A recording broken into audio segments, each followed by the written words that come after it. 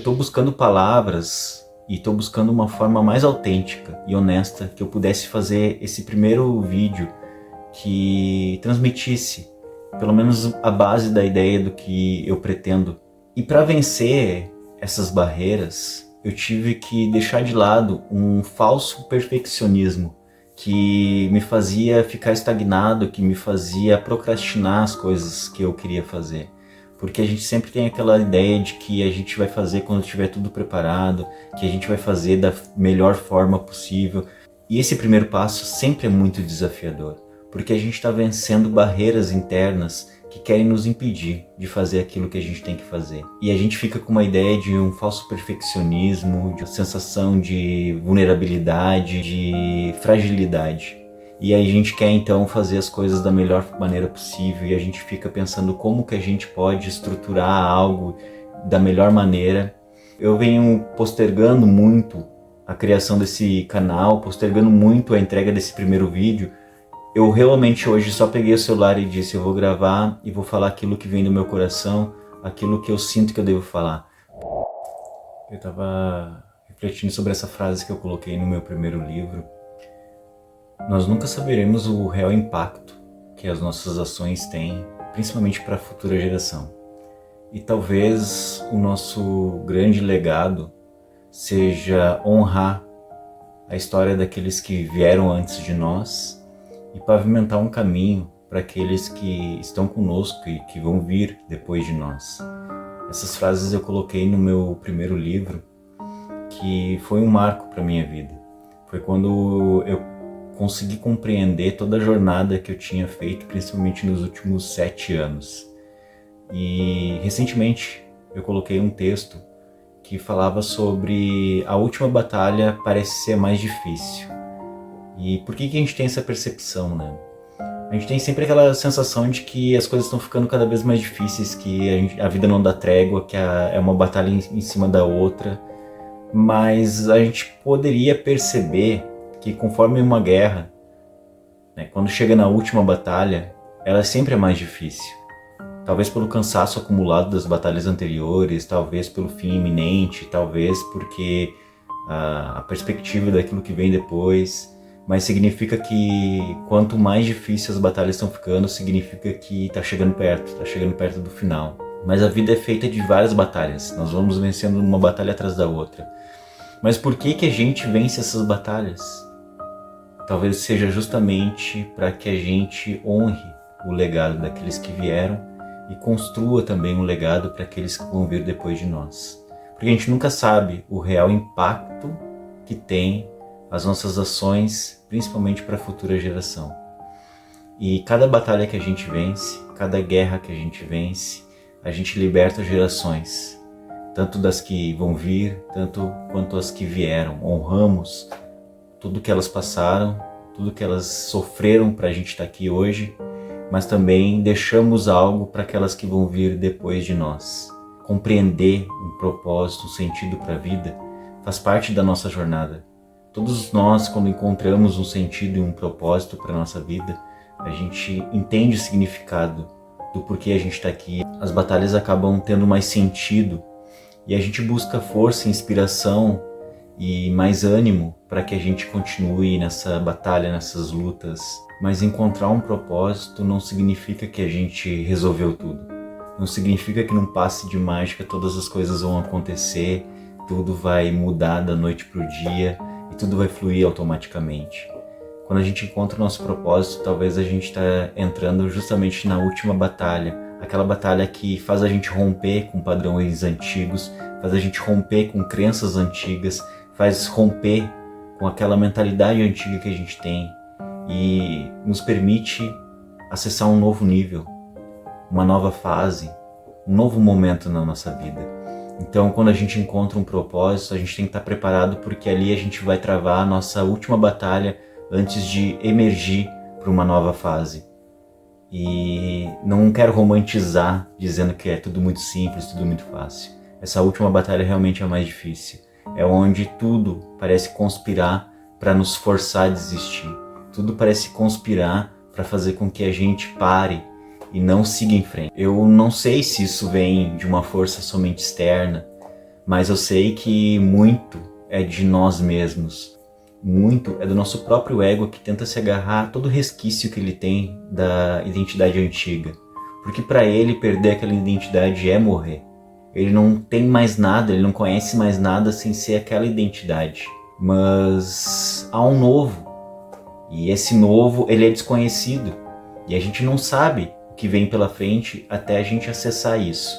Só que essa última batalha realmente é a mais cansativa, é a mais desgastante, porque ela mexe com camadas muito mais profundas de nós. Ela mexe com a nossa vulnerabilidade, ela mexe com o nosso ego, ela mexe com a nossa vaidade, ela mexe com todas as bases que a gente tem, porque a gente está construindo uma nova identidade. E quando a gente constrói uma nova identidade, a gente não se identifica mais com a anterior. E a gente fica por um certo momento perdido. Imagina se perder no meio de uma batalha, no meio de uma guerra. Quais armas que nós temos para nos defender? E muitas vezes a gente não tem respostas. E esse é um grande mistério da vida. Nem sempre a gente tem respostas. E a gente é tão aficionado por respostas, a gente é tão aficionado por controle, por segurança. E mais uma vez, essa última batalha, ela mexe justamente com isso. Muitas vezes a gente perde totalmente o controle da situação. A gente não tem respostas. A gente perde toda a sensação que a gente tem de base de segurança, a gente se sente realmente perdido, a gente se sente realmente à deriva em um oceano gigantesco de incertezas.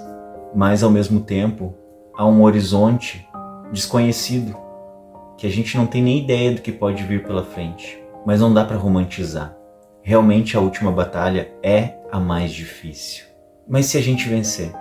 E a última batalha é realmente aquela que separa aqueles que estão dispostos a se tornar a pessoa que precisa ser para alcançar o nível de sucesso e realização que tanto desejam, para viver o propósito que encontraram, para encontrar o sentido da vida. Mas ela é realmente a mais difícil. A gente está desgastado, a gente está cansado, a gente não tem forças muitas vezes nem para empunhar a espada. E eu gosto muito de um pensamento de Helena Blavatsky, do livro A Voz do Silêncio, e eu acho ela muito interessante, que fala sobre essas questões das batalhas, das lutas que a gente enfrenta, e ela dá uma perspectiva muito interessante em relação a esses momentos de dor, de angústia, que a gente passa eventualmente nessas batalhas. Deixe que sua alma se abra ao som de todo grito de dor, do mesmo modo como a flor de lótus se abre para beber o sol da manhã. Não deixes que o sol feroz enxugue nenhuma lágrima de dor antes que tu mesmo tenhas enxugado os olhos sofredores. E o sentido disso significa que antes mesmo das lágrimas secarem no nosso rosto, a gente tem que ressignificar ela. A gente tem que dar um sentido para ela. Talvez todas as lutas que a gente passa, elas sirvam de lições para outras pessoas. E tem um mundo lá fora de pessoas esperando para que tu compartilhe a sua jornada, para que tu vença as suas batalhas, para que tu supere as suas dores e suas angústias. Quantas pessoas virão depois de ti, depois dessas vitórias, depois dessas conquistas que tu tiver sobre ti mesmo? Nunca é somente sobre nós. Cada vitória, cada conquista que a gente tem, cada nível que a gente sobe, cada momento que a gente supera, cada fase que a gente ressignifica, a gente carrega conosco uma geração que veio antes de nós, com suas lutas, com suas dores, mas nós também deixamos um legado para aqueles que vão vir depois de nós. Então nunca é somente sobre nós. Essa luta, essa batalha, essas guerras que são travadas, são guerras que a gente vence, a gente supera, mas a gente carrega com a gente uma geração ou gerações. E tudo isso faz parte de um movimento que eu tenho feito em relação ao meu próprio propósito. Não é simples, não é fácil chegar aqui e comunicar isso. É condensar basicamente 7 anos de um processo de autoconhecimento muito intenso e principalmente os últimos 4 anos onde eles foram muito mais intensos. Porém, é um momento onde eu adquiri muito conhecimento, onde eu me aprofundei muito, não somente no meu próprio autoconhecimento, mas como eu poderia traduzir isso de uma forma que eu pudesse ajudar as outras pessoas. Como eu poderia buscar embasamento teórico, técnico, mas que eu pudesse transmitir de forma prática.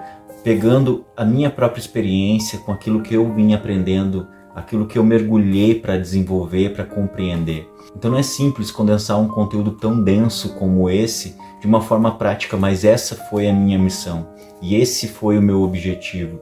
E agora eu faço um movimento onde eu preciso traduzir isso de uma forma prática. Eu posso pegar toda aquela jornada que eu fiz, que foi desafiadora, todas as batalhas que eu enfrentei, silenciosas, que poucas pessoas sabem, que poucas pessoas compartilharam comigo esses momentos, e agora traduzir isso em conceitos, traduzir isso em experiências, traduzir isso em conteúdos que eu possa transmitir para as pessoas, traduzir isso em um projeto que eu desenvolvi, que atrela a psicologia, a filosofia, a neurociência de forma prática, onde o objetivo não é teorizar, mas é conseguir condensar esses conhecimentos técnicos de forma prática. E é mostrar como conceitos da psicologia e da filosofia, eles são tão práticos na nossa vida. E como é importante o autoconhecimento, a gestão emocional, a gente compreender nossos próprios valores, princípios e morais. Isso é fundamental para as nossas relações, fundamental para o nosso trabalho, fundamental para a nossa própria vida, para a nossa própria experiência. E agora esse é o movimento que eu tenho buscado fazer, condensar esses 7 anos de uma jornada pessoal desafiadora em um conteúdo, em um projeto que eu possa compartilhar com as pessoas. Porque é aquilo que eu falei no início, eu busquei uma maneira de transmitir essa mensagem que ela fosse a forma mais autêntica, mais honesta e mais transparente possível para que eu pudesse passar a essência do que eu quero transmitir para vocês com esse projeto e com esses conteúdos.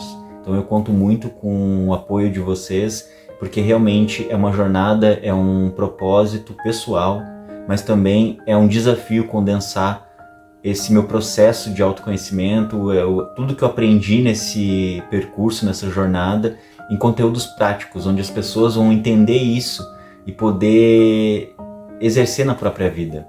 E para finalizar, eu quero deixar um outro pensamento que eu tenho.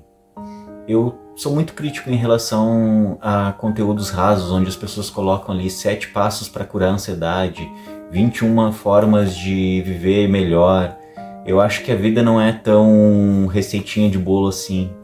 Eu gosto muito de um pensamento, de novo eu trago a filosofia hermética, que ela disse que a vida é proporcional à nossa capacidade análoga. O que quer dizer isso? Todas as grandes filosofias, as religiões, elas buscam transmitir suas mensagens através de parábolas, através de metáforas, através de histórias. Por que disso? Porque elas são atemporais. Quando tu lê ela 2.000, 3.000 anos depois, ela ainda é praticável na sua vida. Parece que ela é tão atual, porque ela precisa trazer elementos onde as pessoas se identifiquem, de forma geral, universal. Só que tudo isso exige de nós uma capacidade análoga. A vida de cada um de nós se torna uma parábola para outras pessoas, porém só vai conseguir compreender essa mensagem e aplicar na sua vida aquela pessoa que tiver capacidade análoga. Ou seja, ao conhecer a minha história, ao conhecer a minha jornada, ao compartilhar o que eu passei, exige que as pessoas peguem elementos da minha própria jornada e façam um exercício análogo à sua própria jornada. Nem tudo é exatamente como eu fiz, como eu passei, mas muitos elementos, eles são universais, que todos passam, que todos enfrentam. Só que cada um tem que ver isso conforme a sua própria realidade. Por isso que 7 passos para curar a ansiedade, 21 formas, elas não vão ajudar a todos. Podem ajudar 1, 2, mas a verdade é que cada um de nós tem uma história em particular, um contexto em particular. Mesmo pessoas criadas no mesmo ambiente, com os mesmos pais, nos mesmos locais, têm estruturas completamente diferentes. Então não é como fazer uma receita de bolo que a gente pega tudo ali, faz tudo certinho e vai dar sempre igual. Não vai dar igual. A vida é proporcional à nossa capacidade análoga. Então tudo que eu falar aqui, todas as experiências que eu passar, todo o conhecimento, tudo que eu buscar compartilhar, eu vou sempre solicitar que vocês façam isso de forma análoga. compreendam e analisam conforme a própria experiência de vocês. Contextualize com o que vocês estão passando, porque muitas coisas são universais, outras não são. Outras cada um experimenta de uma forma diferente. Mas a nossa capacidade análoga, ela é fundamental para que a gente possa viver a nossa vida. Então, mais uma vez, eu quero agradecer quem ficou nesse vídeo até aqui, quem me acompanhou nessa jornada de início desses projetos.